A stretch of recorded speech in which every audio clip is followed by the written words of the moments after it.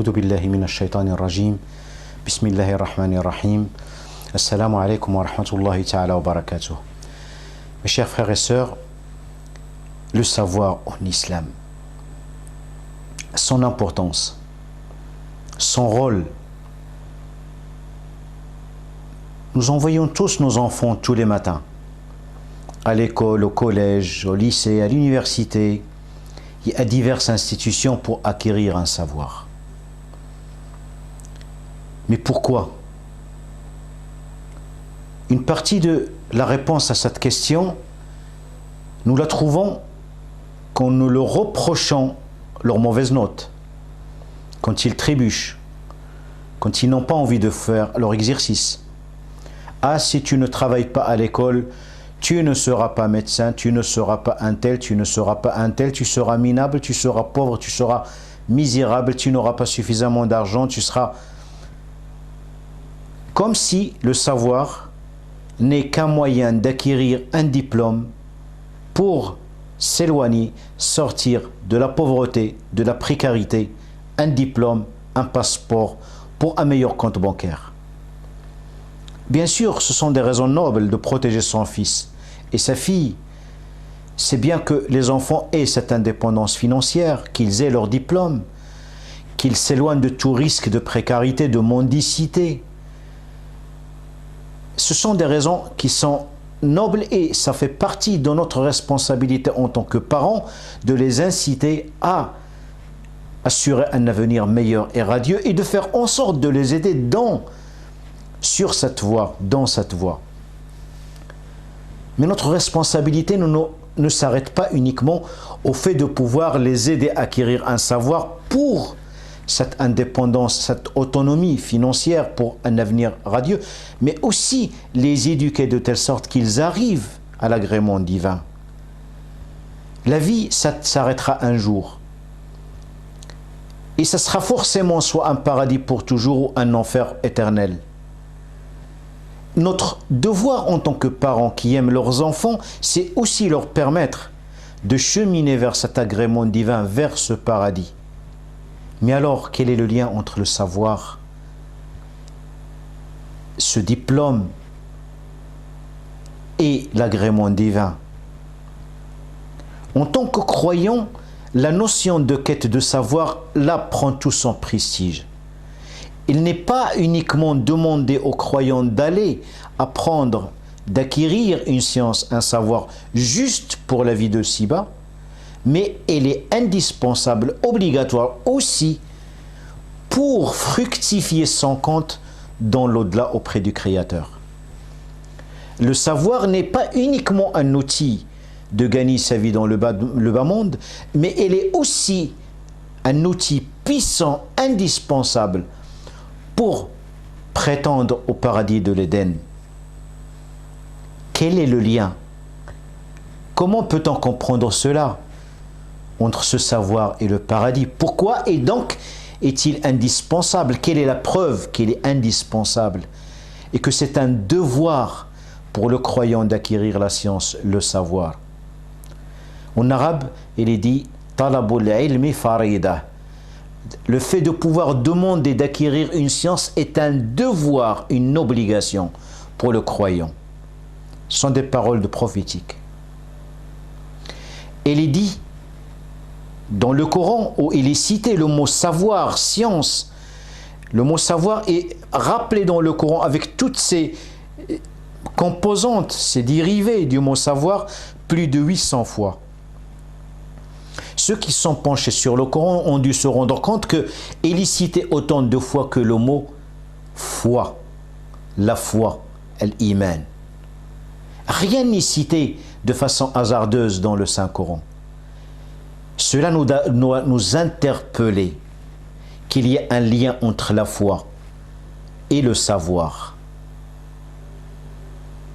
Mais pour commencer, éclaircissons un peu les choses. Est-ce que c'est uniquement dans le savoir, dans du champ religieux, dans la jurisprudence religieuse, c'est dans la charia, dans l'islam, le Coran?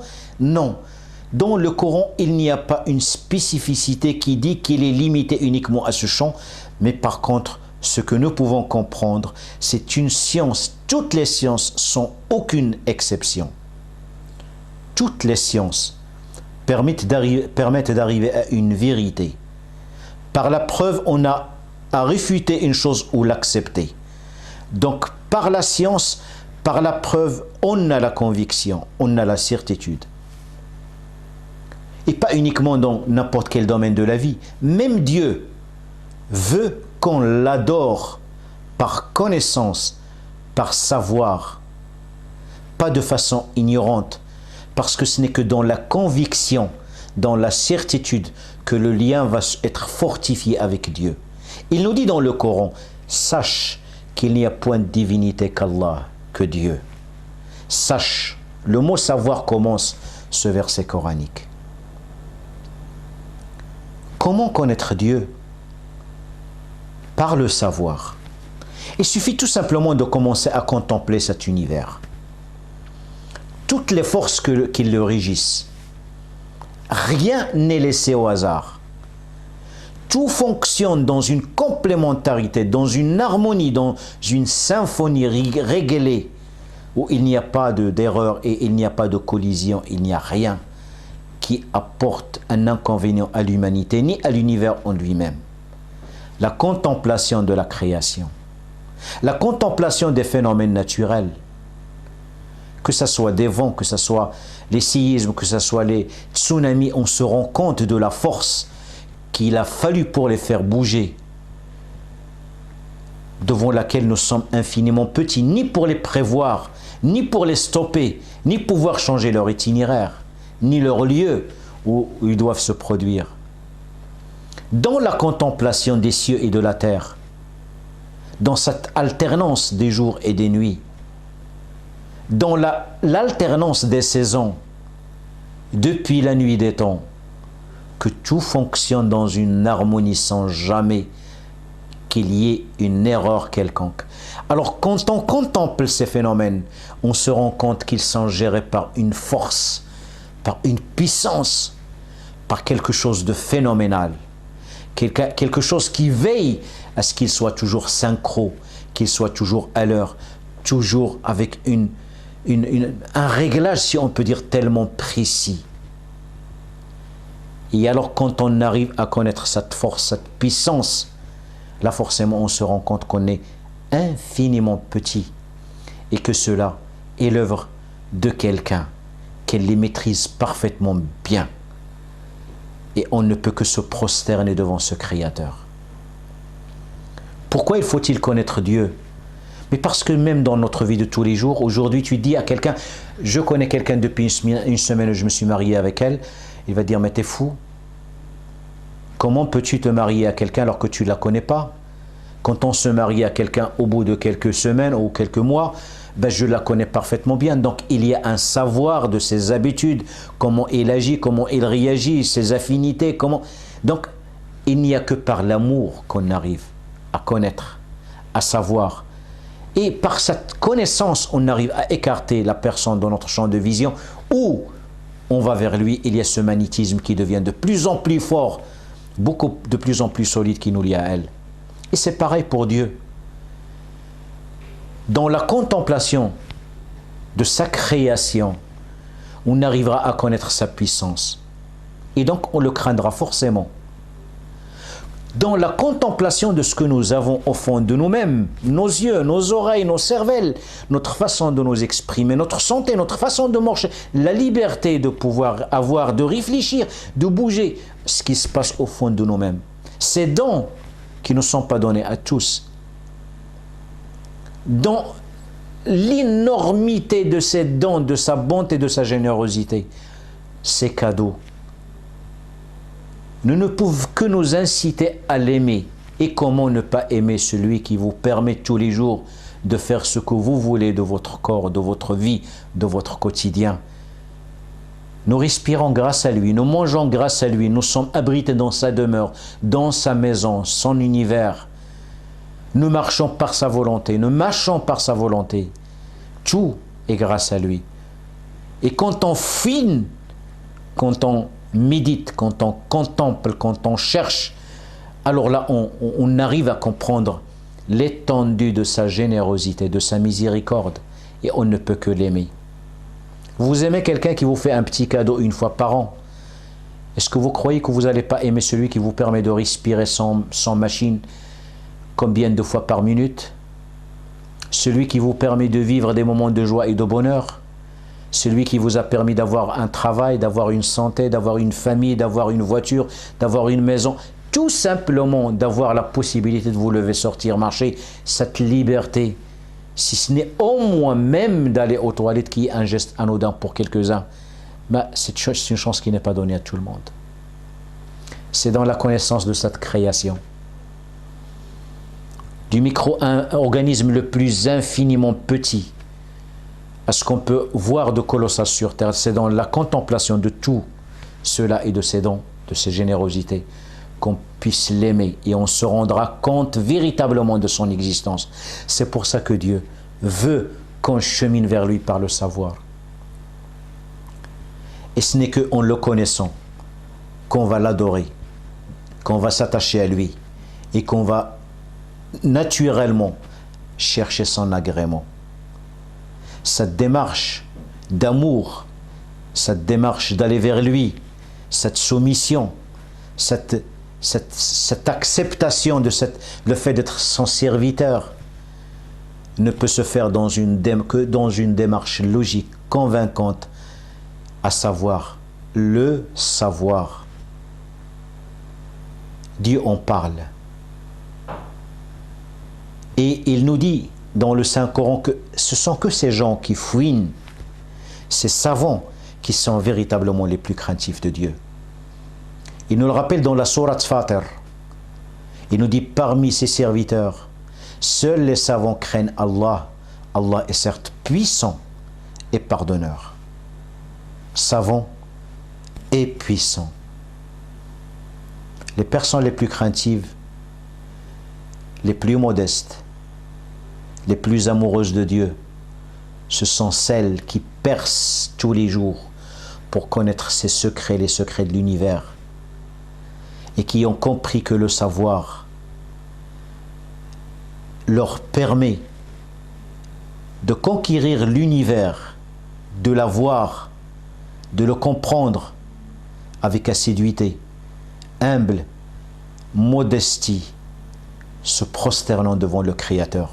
Quelques-uns refusent de parler du mot Créateur, Dieu, Seigneur, parlent de force.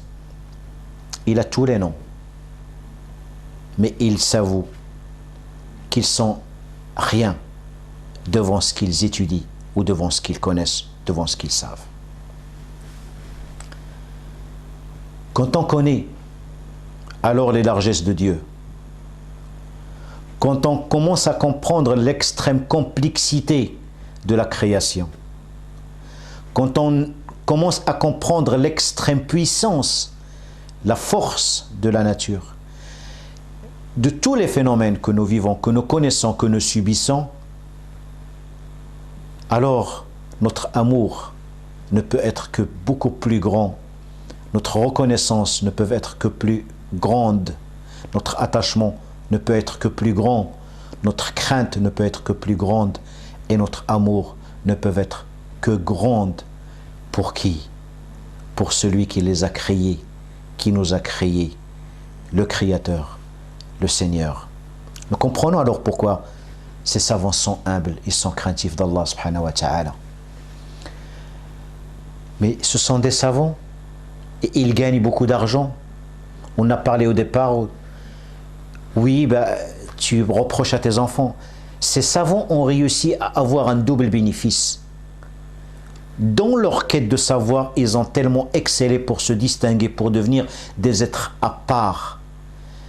Donc, des serviteurs assidus, adorateurs de Dieu, mais aussi des prix Nobel et des gens qui gagnent beaucoup d'argent dans les laboratoires de recherche et dans les institutions dans lesquelles ils sont. Donc, si tu as envie que ton enfant puisse bénéficier de ce double apport, alors incite-le au savoir, à l'acquisition du savoir.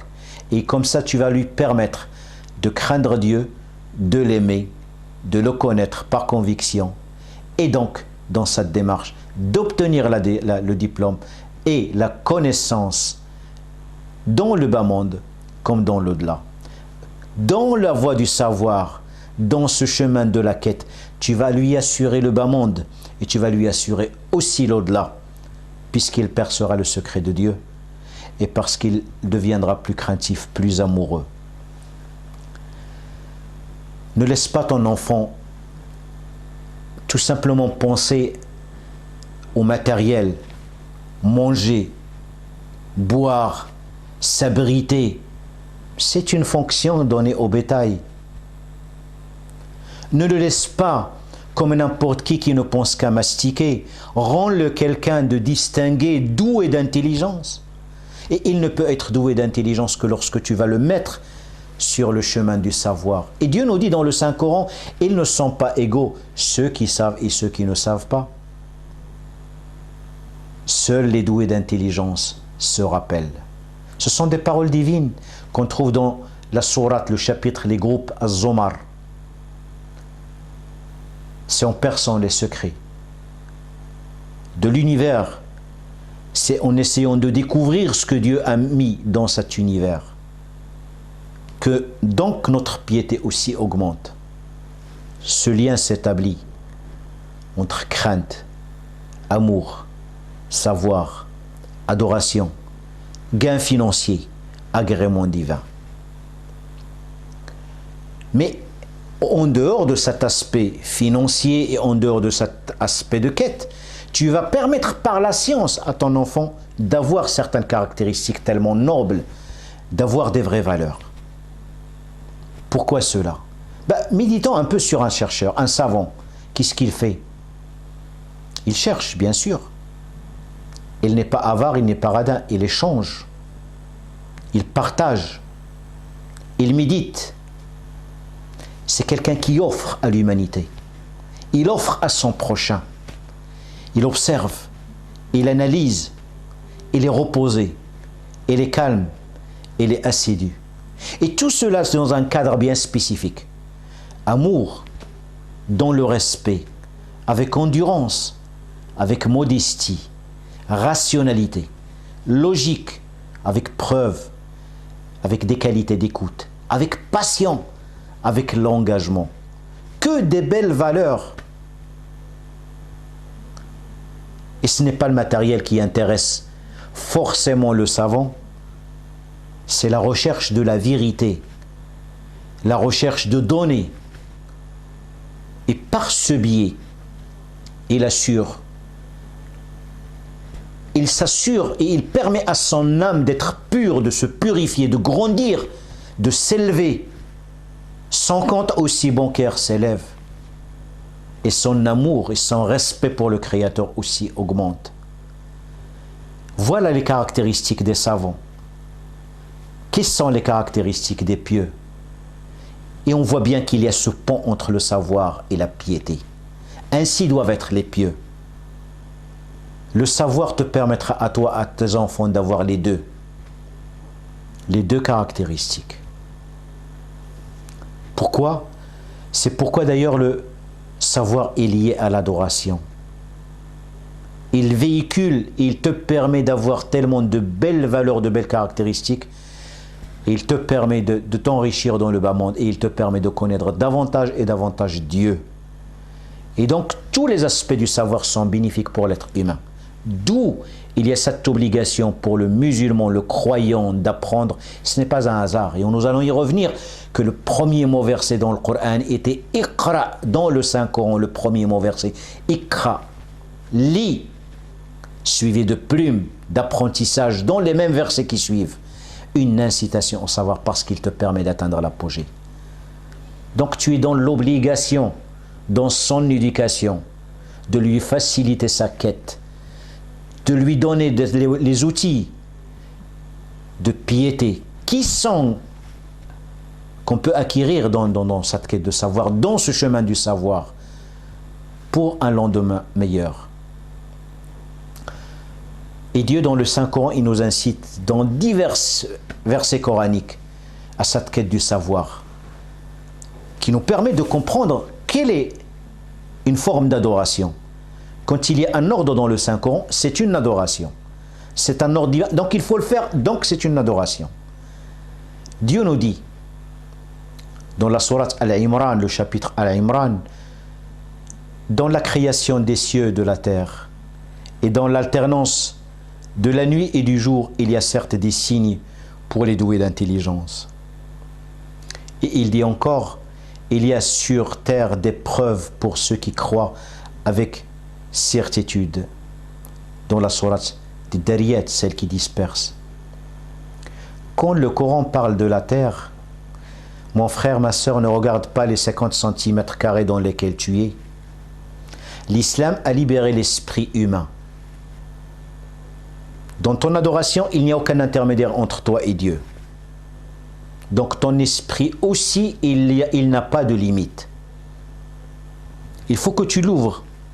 N'essaie pas d'exploiter uniquement ces 17% fonctionnels chez le reste de l'humanité, mais tu as encore 83% qui restent. Essaie d'ouvrir ton esprit. Parce que quand le Coran parle de la terre, il y a tout un ensemble de sciences qui lui sont affectées aujourd'hui. La géologie, la minéralogie, la sismologie, la biologie végétale, la biologie animale, l'hydrologie, l'archéologie. Enfin, toutes les sciences qu'on appelle les sciences de la vie et de la terre, que nos jeunes connaissent sous le symbole SVT.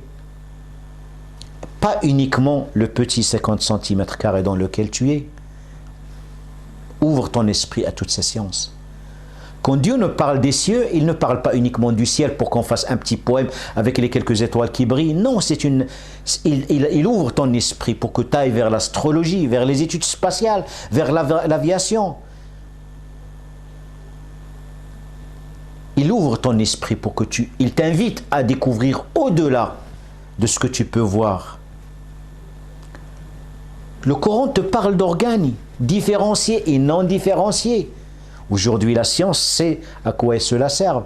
Donc c'est une invitation à un autre aspect de la biologie, le développement de l'homme. Il t'invite à l'embryologie. Il t'invite à la connaissance de la reproduction, de l'évolution, de la génétique. Il t'invite à la biologie, à la microbiologie, à la biochimie, à tout ce qui peut se passer au sein d'un corps humain. Laisse ton esprit se libérer, aller loin. Quand Dieu te dit dans le Saint-Coran, il rend stérile qui il veut, et c'est Dieu qui le dit dans le Saint-Coran, ou encore, et ensuite nous avons fait du sperme une adhérence, et de l'adhérence nous avons créé un embryon, puis de cet embryon nous avons créé des os, et nous avons revêtu les os de chair, ensuite nous l'avons transformé en une autre création. Oui, les étapes de l'embryologie jusqu'au développement, jusqu'aux sorties du bébé, du ventre de sa mère. Il t'invite à faire ce voyage. Cherche, fouine, questionne. Il n'est pas uniquement une question d'un mot, il rend stérile. Pourquoi Dieu rend stérile? Comment se fait le phénomène de la stérilité? Dans le temps, on ne pouvait pas savoir. Aujourd'hui, on sait. On sait comment la guérir. Parfois, on arrive à trouver des solutions alternatives. Tout cela se fait par la science. Quand le Coran te parle de la terre, donc pense à tous les aspects qu'il y a en dessous de la terre. Aujourd'hui, les gens exploitent les minerais, le pétrole. C'est par le savoir, par la maîtrise de la science de la terre. Ne pense pas uniquement à ce petit carré dans lequel tu es. Le Coran t'invite à tout, à la biologie, il t'invite à l'astrologie, il t'invite à tout. Il n'y a pas quelque chose qui t'entoure, au-dessus de toi, autour de toi, en dessous de toi, à laquelle le Coran ne t'invite pas. Dieu dit, il a créé l'homme et lui a appris à s'exprimer clairement. Le soleil et la lune évoluent selon un calcul minutieux. Ou encore dans la sourate Yassine, le soleil ne peut rattraper la lune, ni la lune devancer le jour, et chacun vogue dans une orbite. Ce n'est pas des simples mots, il faut essayer de comprendre ces mécanismes. Par la science, par le savoir. C'est une invitation dans le Saint-Coran, une invitation à la curiosité, à la recherche, et c'est un défi à toi qui lis le livre sacré. Il ne faut pas contempler que pour écrire des poèmes, c'est une science, bien sûr, pourquoi pas. Mais ne te limite pas à cela. Ce sont des défis lancés à toute l'humanité. pour fouiner, décortiquer, exploiter ce qu'il y a sous nos pieds, dans nos corps, au-dessus de nous, ce qui nous entoure, dans des contrées proches ou lointains, en lisant le Saint-Coran et en acceptant ces défis, on rentre dans la quête du savoir. Tu seras beaucoup plus pieux et tu seras aussi bien riche. En acceptant ces défis, ces invitations, en plongeant dans cette quête de savoir, on comprendra et on saura beaucoup plus sur nous, sur l'univers, sur la création, quelque chose sur le Créateur, sur sa puissance, sa force, ses dons infinis. On le craindra davantage. Mais surtout, on l'aimera encore plus. Dieu ne nous fait pas peur parce qu'il a envie de nous faire peur. Ton enfant, quand tu le menaces, ce n'est pas pour le punir, mais justement pour lui éviter la punition. Si tu ne fais pas ceci, tu auras la fessée. C'est justement tout l'inverse que tu veux. Tu ne veux pas lui donner de la fessée parce que ça va lui faire de la peine et ça va te faire de la peine. Et Dieu, pareil, quand il menace son serviteur, ce n'est pas pour lui faire de la peine, mais justement pour lui éviter cette peine. Une forme de sa générosité, sa clémence, sa miséricorde. Nous mettons en garde nos enfants. Pourquoi nous ne acceptons pas cette mise en garde? Donc, pour revenir au sujet des cieux, de la terre, d'orbites, d'astres, d'eau, de lune, d'étoiles, des abysses, d'océans, de pluie, tous les aspects ont été abordés dans le Coran. Tant de choses encore à découvrir. Et l'islam t'a libéré. A libéré ton esprit. Et c'est pour ça d'ailleurs, nos ancêtres ont tellement travaillé, œuvré, qui ont compris ces versets coraniques, qu'ils ont posé les bases de cette civilisation d'aujourd'hui. La civilisation d'aujourd'hui, ce que tu connais aujourd'hui comme progrès, elle est due suite à cette libéralisation de l'esprit du musulman qui a compris les versets coraniques. Ibn Rushd, malheureusement aujourd'hui, nos enfants, quand ils entendent Averroès, ils croient qu'il est grec ou latin. Non, Ibn Rushd, c'est un musulman, un savant musulman, un pieux. Avicenne, Ibn Sina, Avicenne, mais tiens donc, il vient de Grèce, non. C'est un musulman, c'est un arabe. Al-Farabi, Al-Khawarizmi, Ibn Hazm, Abbas ibn Farnas, Al-Kindi, Ibn Hayyan, Al-Jabr, le nom Al-Jabr, Ibn Battuta, le Marco Polo de la communauté musulmane, qui a tellement fait de tour du monde. Mais nous sommes endormis aujourd'hui, nous ne connaissons ni nos ancêtres, ni notre livre saint, ni les recommandations divines. Nous sommes de la communauté de Iqra, lis, le premier mot versé dans le Coran, mais nous sommes en train de ronfler. Quelques-uns parmi nous disent, mais la science aujourd'hui est partie tellement loin que nous ne pouvons plus rien apporter. Mais n'oublions pas aussi que Dieu nous a dit dans le Coran, et vous n'avez pu acquérir en science que très peu. Très peu. Donc il y a des choses encore à découvrir. Pourquoi? Parce que dans le temps, le savant, il connaissait en philosophie, en sciences, en électricité, en maths, en géologie, en biologie. Et un savant savait tout.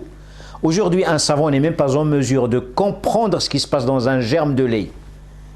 Aujourd'hui, il y a tellement de scientifiques éparpillés sur le monde entier, ils ne sont même pas en mesure de comprendre un phénomène, la transformation de ce génome du virus du HIV. Donc, il y a encore de la recherche.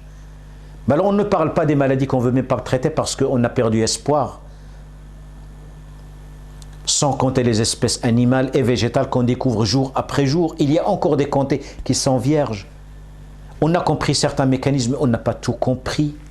Peut-être que nous ne pouvons pas apporter grand-chose, mais nous pouvons contribuer à apporter ou améliorer, à proposer.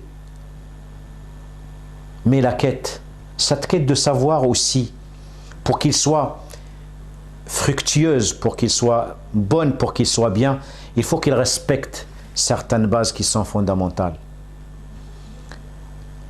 Le respect de l'école, du maître, du prof, du formateur, de l'institution, peu importe la nature qu'il a, les lieux, le matériel, les équipements, tout ce qui te permet d'atteindre un minimum de savoir est respectable, il doit être respecté. Y compris le bus que tu prends devant chez toi pour aller à ton école. Il te permet de faciliter le transport que tu arrives dans un état très très bon. Alors, ne t'amuse pas à le casser. Ne t'amuse pas à énerver les gens qui sont là à ton service. Ne dégrade pas ce qui te permet d'avancer. Nous, les Arabes, on dit, celui qui t'apprend une lettre, tu deviens forcément son esclave ou son serviteur. Man 'allamaka harfan, sirta lahu 'abdan. Cela t'impose le respect. Cela t'impose d'être attentif, respectueux. Et aux parents aussi. Ce message que j'espère qu'ils vont comprendre. Tu peux construire à tes enfants des maisons. Au bled, peut-être qu'ils ne verront jamais, peut-être que quelqu'un va les prendre, peut-être qu'ils vont être démolis. Mais sache que la première réussite dans laquelle tu investis, c'est une réussite dans cette quête de savoir. Donc tu es dans l'obligation d'optimiser tous les moyens qui permettent d'acquérir du savoir pour ton enfant. De dépenser, de faciliter, d'enlever toutes les épines du chemin de ton enfant, de ta progéniture, pour atteindre ce sommet de savoir. Il faut que tu cultives au fond de lui-même l'ambition, le respect, le désir de donner, le goût de partager. En tant que croyant, en tant que savant, il faut aussi que tu lui fasses comprendre que cette science qu'il va acquérir doit être au service de l'autre. Il ne va pas être médecin pour avoir un bon compte bancaire, cela va de soi. Mais il faut qu'il ait l'envie de devenir médecin pour soigner le mal de l'autre.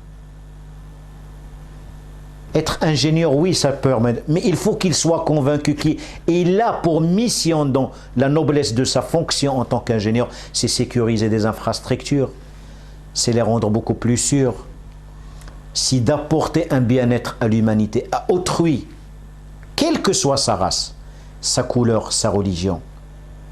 Nous sommes là en tant que miséricorde pour tous. Et n'oublie pas que ce n'est pas la maison qui est l'héritage dont il sera fier. Mais pour que ton prophète soit fier de toi, sache que le meilleur des héritages, c'est une science bien acquise. Nous avons une compréhension erronée de notre religion. Et ça a fait de nous des créateurs d'échecs. Nos enfants remplissent les classes CAP, BEP, SECPA. Tout est noble à partir du moment où c'est licite, c'est halal. Mais il ne faut pas qu'on ait beaucoup de nostalgie pour les travaux de misère, de travaux publics, de pelles, de passer des serpillères, des raquettes. Il faut qu'on passe à l'étage supérieur. Si tu veux que ton enfant soit endurant, respectable, respectueux, riche, humble, modeste, pieux, célèbre, n'oublie pas ce qu'on en a parlé tout à l'heure sur les caractéristiques des savants. Rappelle-lui ces caractéristiques. Parle-lui du devoir d'apprendre pour s'approcher de Dieu. Ce même travail va lui permettre d'avoir son prix Nobel. Oui, c'est possible. Si tu lui facilites l'acquisition du savoir. Cet héritage des prophètes, dont l'amour et le respect. Son savoir, ce savoir va le rendre pieux, savant, croyant et donc bienfaiteur. Il aura toutes les caractéristiques de la foi. Tu feras de lui un réformateur. Tu feras de lui quelqu'un utile à autrui. Comme cette pluie, quand elle tombe quelque part, il ne peut qu'apporter que des bienfaits. N'oublie pas, et n'oublions pas tous, que le premier mot révélé dans le Coran fut « lis », suivi de « plume » et apprentissage. Donc nous sommes la communauté qui a l'obligation d'aller vers le savoir et l'acquisition de la science et du savoir. C'est un devoir, c'est une obligation. Et pour terminer, j'aimerais juste rappeler cette histoire. Un monsieur vient voir un compagnon qui s'appelle Abu Darda, il vient le voir à Damas. Ce monsieur avait entendu un hadith, c'est-à-dire une citation prophétique. Et Abu Darda, il dit au monsieur, est-ce que tu es venu pour me voir dans le cadre d'une visite à quelqu'un? Il lui dit non. Est-ce que tu es venu pour un commerce? Il lui dit non. Est-ce que tu es venu pour voir quelqu'un de ta famille? Non. Mais pourquoi tu es venu? Il lui dit, j'ai entendu le prophète, paix et bénédiction sur lui, qui disait, celui qui emprunte un chemin par lequel il cherche une science, Allah lui fait prendre par ce chemin, lui fait prendre par cela un chemin vers le paradis. Et donc il voulait avoir la confirmation de Abu Darda. Juste a entendu un hadith. Et il est venu pour demander la véracité. Une science, parce il va le transmettre. Parce qu'il en devient responsable. Et il ne peut pas transmettre n'importe quoi. Donc, Abu Darda, il a rappelé donc ce hadith du prophète, paix, bénédiction et salut sur lui. Il était époustouflé, il était bluffé. Et donc il ne pouvait pas faire autrement que lui remonter le moral en lui disant, oui, j'ai certes entendu le prophète, que paix bénédiction sur lui, dire celui qui emprunte un chemin par lequel il recherche une science, Allah lui fait prendre par cela un chemin vers le paradis. Il continue en disant, certes les anges tendent leurs ailes par agrément pour celui qui cherche la science. Donc celui qui va chercher la science, celui qui est dans la quête du savoir, il est entouré par ses anges, il est protégé par ses anges. Certes, tous ceux qui sont dans les cieux et la terre, même les poissons dans l'eau, demandent pardon pour le savant. Demande à Dieu le pardon pour le savant. Il y a la protection des anges. Donc le hadith commence par Dieu lui facilite le chemin du paradis. Derrière, il y a les anges qui le protègent. Il y a les poissons qui demandent pardon pour lui et ce qu'il y a dans les cieux et la terre. Et il continue, il lui dit, le mérite du savant par rapport à l'adorateur est comme le mérite de la lune par rapport aux autres étoiles. Celui qui est savant, c'est comme la lune, il éclaire les autres étoiles. Celui qui est adorateur, bon, il fait des choses mécaniquement, parfois sans grande conviction, il ne sait pas pourquoi. Donc il est distingué, il a un rang supérieur. Et certes, les savants sont les héritiers des prophètes. Les savants sont les héritiers des prophètes. Donc, la noblesse des prophètes, toutes les belles caractéristiques que nous connaissons sur les prophètes, les savants et les ont. Et les prophètes n'ont laissé comme héritage ni dirham ni dinar, mais ils ont laissé comme héritage la science. Celui qui l'apprend aura certes pris la part complète. Donc là encore, ce sont des héritiers des prophètes. C'est une promesse comme quoi ils gagnent quelque chose de très noble, quelque chose de si élevé. Qu'est-ce qu'il faudrait d'autre encore comme argument pour convaincre que le savoir est une forme d'adoration? Tu es dans l'obligation de répondre à cette invitation qui est Iqra, lis, premier mot révélé dans le Coran. Si tu y réponds, tu auras gagné le bas monde et tu auras gagné l'au-delà. Le prophète de l'islam avait donné une citation prophétique. Il a dit, l'être humain, quand il décède, ses œuvres cessent, les bonnes actions cessent, sauf de trois choses. Et parmi les trois choses, il a cité une science utile que tu as appris et donc que tu as transmis. Donc, notre religion s'articule sur deux choses très importantes, le livre et la sunna. Le livre te dit, lis, iqra, sache. Et le prophète te dit, le savoir est l'héritage des prophètes. Et il te dit, il te demande de laisser une science utile derrière toi pour que les autres puissent en profiter. La science est un moyen d'approcher Dieu, l'agrément de Dieu, pour l'aimer et pour mieux l'adorer. أقول قولي هذا والسلام عليكم ورحمة الله تعالى وبركاته.